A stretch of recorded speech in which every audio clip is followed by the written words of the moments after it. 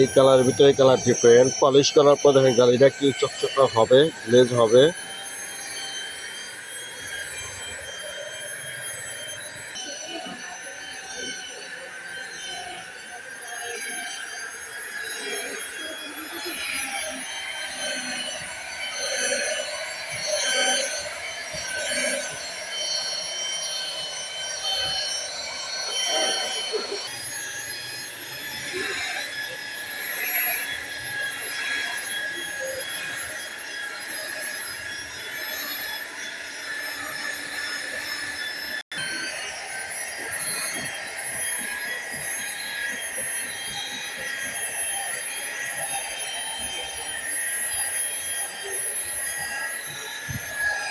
কত সুন্দর গ্লেজ, পুরো ম্যাচিং হয়ে গেছে। কিছুক্ষণ আগেও কালারটা ডিফারেন্ট ছিল, এখন দেখেন পুরো ম্যাচিং হয়ে গেছে কালারটা, সেম সেম কালার লাগছে। কত সুন্দর গ্লেজ হচ্ছে, দেখুন গ্লেজ।